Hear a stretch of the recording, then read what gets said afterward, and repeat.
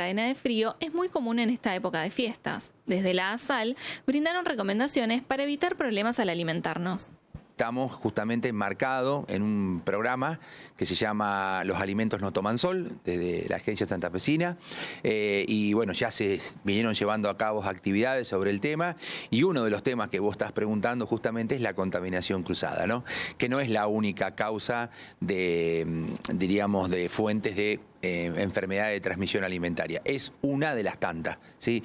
En sí, la contaminación cruzada técnicamente es la transferencia de microbios que son nocivos para la salud, como los patógenos, de un alimento a otro, que en general el consumidor lo reconoce como crudo con cocido, ¿sí? Y si hablamos de crudo con cocido, cómo no mezclarlo o por qué no mezclarlo, la contaminación cruzada justamente es lo que nos demuestra que los alimentos, una vez cocidos, se pueden tranquilamente volver a recontaminar justamente por lo que es contaminación cruzada, ¿no?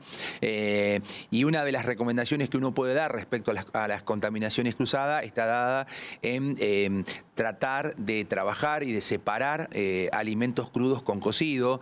Tenemos dos tipos de contaminaciones cruzadas, una que es directa y otra que es indirecta. La directa, si bien es la que se da de dos maneras, cuando el alimento crudo está en contacto directo con el cocido. Otra manera podría ser cuando vos dejás alimentos crudos en la parte superior de la heladera y por pérdida de líquido pueden caer sobre alimentos cocidos.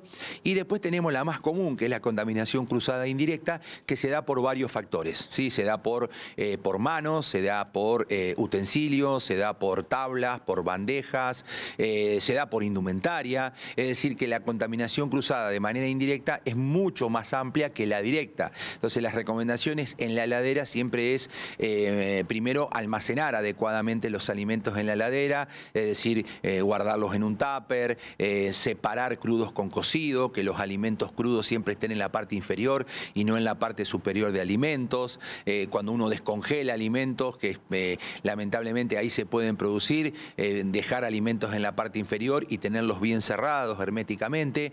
Y esa sería una de las cosas, ¿no? Porque si hablamos de no solamente contaminación cruzada, sino también de refrigeraciones adecuadas, como también cocción completa de los alimentos, más particularmente a personas vulnerables, como chicos menores de 5 años, personas mayores de 60, mujeres embarazadas, personas inmunodeprimidas, que hay que tener, por supuesto, mayores cuidados respecto a la cocción del alimento. Y, por supuesto, clave el manipulador, porque el manipulador de alimentos es el que interviene en toda la cadena agroalimentaria. Hablaste de la refrigeración, estamos en medio de las fiestas. La recomendación es obvia de que todo aquello que se descongeló no se puede volver a congelar, ¿no?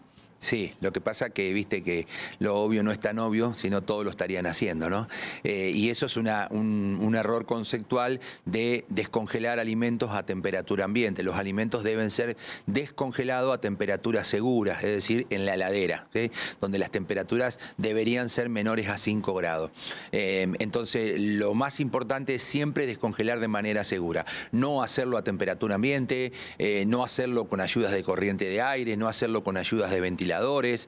Son, diríamos, muy común que el consumidor haga ese tipo de descongelaciones, como tampoco volver a congelar un alimento que ya fue descongelado, salvo que lo cambiemos de estado. Si yo lo saqué crudo, lo descongelé y lo cocino, lo puedo volver a congelar, pero acá no es solamente el factor de que pueda haber un crecimiento de la carga bacteriana, sino lo más grave también se da que estas congelaciones que nosotros hacemos en nuestras casas, que son congelaciones lentas, lamentablemente se producen cristales de hielo dentro del alimento que hacen que lo dañe al alimento. Por eso cuando ustedes descongelan alimento, como puede ser una carne, van a ver que hay una gran dispersión de jugo celular y eso se da por el daño estructural. Y recordá que además de dañar las características organolépticas del alimento, también hay un daño nutricional, porque esa pérdida de jugo del alimento se van nutrientes importantes.